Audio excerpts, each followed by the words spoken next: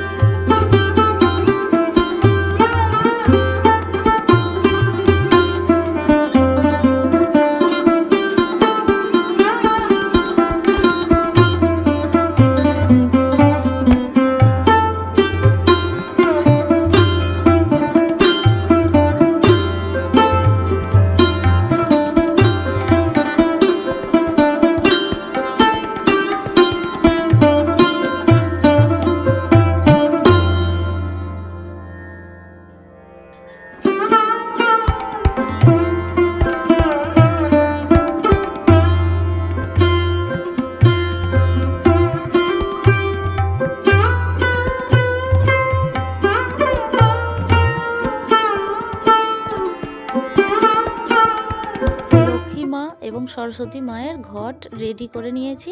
Ready করে নিয়ে লক্ষ্মী মায়ের সামনে আমি দিয়ে দিলাম, তুলে দিলাম লক্ষ্মী মায়ের বেদিতে। আর এদিকে সরস্বতী মায়ের বেদির উপরেও আমি মায়ের যে ঘট সেটাও আমি তুলে দেব। আর একটু প্রদীপ জ্বালিয়ে নিয়েছিলাম, মাকে দেখিয়ে দিলাম। আজ যেহেতু বৃহস্পতিবার, তাই সকাল সকাল আমার হাজব্যান্ড উঠে বাজারে গিয়েছিল। তো বাজার থেকে অনেকটা ফুল এনে দিয়েছে। যেহেতু বৃহস্পতিবারও জানে, তো তাই গাছে কমও ফুল ফুটছে সেটাও জানে, তো তাই ফুলও এনে দিয়েছে এবং তার সাথে বেলপাতাও এনে দিয়েছে। তাই মাকে, আমার লক্ষ্মী মায়ের ঘটেও আমি আজকে বেলপাতা দিতে পেরেছি এবং বাবা ভোলানাথকেও আমি বেলপাতা দিতে পেরেছি। তো ফুলগুলো একটু আমি প্লেটের মধ্যে সাজিয়ে নিচ্ছি। তবে এই থালাটা আমি সকালে মেজেছিলাম জানেন তো, কিন্তু মাজার পরে আমি শুকনো কাপড় দিয়ে আর মুছে নিইনি, তাই জলের ছোপ ছোপ দাগ হয়ে গেছে। সেটাই আপনাদের একটু দেখিয়ে দিলাম যে যদি থালা আমি শুকনো কাপড় দিয়ে না মুছি, থালা আর চকচক করে না, কি হয় জলের ছোপ ছোপ দাগ হয়ে যায়। তো আজকে ছাদ বাগানে কিছু অরেঞ্জ কালার গাঁদা ফুটেছিল, সেগুলো একটু আমি তুলে আনলাম। যেহেতু আমার হাজব্যান্ড বাসন্তী রঙের গাঁদা এনেছে, তো অরেঞ্জ কালার গাঁদা ছিল না, তো তাই ছাদ বাগান থেকে কিছু অরেঞ্জ কালার গাঁদা তুলে নিলাম।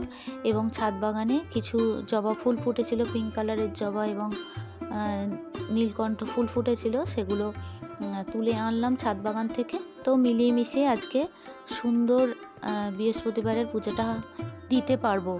তো এদিকে ঠাকুরের ভোগের জন্য আমি প্লেট রেডি করে নিয়েছি, আর এদিকে কেশর চন্দনটা গুলে নিচ্ছি, আর ওদিকে তুলসী পাতা আমি তুলে রেডি করে নিলাম।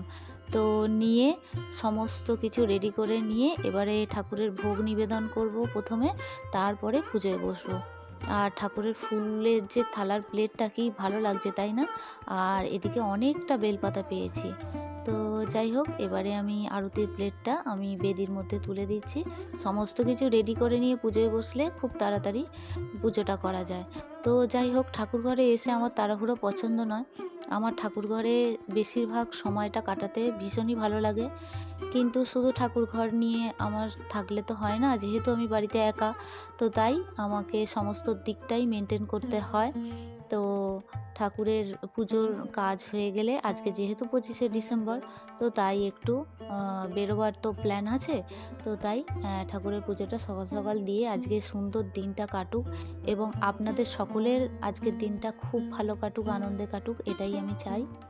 তো আমার প্রথম পূজ্য দেবতা সিদ্ধিদাতা গণেশকে আমি দূর্বা দিয়ে দিলাম 7টা এবং তিলক পরিয়ে দিচ্ছি। তো তিলক পরিয়ে দেওয়ার পরে আমি ঠাকুরের পায়ে ফুল অর্পণ করব। তো পুজোটা করতে থাকি, আপনারাও পুজোটা দেখতে থাকুন। তবে এক বোন আমাকে কমেন্ট করেছে যে দিদিভাই কিছু মনে করবেন না যে গঙ্গা মানে শুদ্ধ জলের সঙ্গে গঙ্গা জল মিশিয়ে পুজো করতে নেই। তো আপনি কিছু মনে করবেন না এবং এটা আপনি সার্চ করে দেখতে পারেন। আমি জানি তাই আমি এটা বললাম। তো বোনের নামটা এই মুহূর্তে মনে পড়ছে না, তো সার্চ করে দেখার কিছু নেই, হয়তো তুমি জানো তাই আমাকে বলেছো। তো যাই হোক, আমি এবার থেকে যদি গঙ্গা জলে পুজো করতে হয় তো শুধু গঙ্গা জলেই পুজো করব। আর পুজোর সম্পর্কে কেউ কিছু যদি আমাকে অ্যাডভাইস দেয় বা আমাকে বলে যে দিদিভাই এটা করাটা উচিত, তো আমি সেটা করি। কারণ হচ্ছে সেটা আমাকে আবার সার্চ করে দেখতে হবে এরকম কোনো ব্যাপার নয়। তো তুমি যেটা আমাকে বলেছো হয়তো আমার ভালোর জন্যই তো বলেছো, আর যেহেতু দিদিভাই বলে বলেছো, তো তাতে আমি কিছু মনেও করিনি। আর আমি এটা পরবর্তীকালে করার চেষ্টা করব। তো যাই হোক বোন, অসংখ্য ধন্যবাদ জানাই। তুমি যদি আমার এই ভিডিওটি দেখে থাকো তো অবশ্যই তোমার কমেন্টটা পড়লাম, তবে এই মুহূর্তে তোমার নামটাই আমার মনে পড়ছে না। তো যাই হোক, অসংখ্য ধন্যবাদ জানাই। আর আমার এই ভিডিওটা যদি দেখে থাকো অবশ্যই পরের ভিডিওতে রিপ্লাই দিও। এর পরে কমেন্টটি হচ্ছে জ্যোতি এবং মোনালিসা। তোমাদের কমেন্টগুলো আর ডিটেলসে পড়লাম না। তোমরা লিখেছো যে দিদিভাই তোমার পুজো খুব ভালো হয়েছে। তো এইভাবেই তোমাদের অনেক আদর, অনেক ভালোবাসা জানাচ্ছি দুজনকেই। আজকের ভিডিওটি এই পর্যন্তই রাখছি। দেখা হচ্ছে আপনাদের সঙ্গে পরবর্তী ভিডিওতে। ততক্ষণের জন্য আপনারা সবাই ভালো থাকবেন, সুস্থ থাকবেন। আর আমার ভিডিওর কোনো কিছু অংশ যদি আপনাদের ভালো লেগে থাকে তাহলে চ্যানেলটি সাবস্ক্রাইব করে পাশে থাকতে পারেন। অলরেডি আমার এই চ্যানেলটি যারা সাবস্ক্রাইব করছেন বা করে রেখেছেন তাদের জন্য জানাই অসংখ্য ধন্যবাদ এবং অনেক ভালোবাসা। তো আজকের মতো টাটা।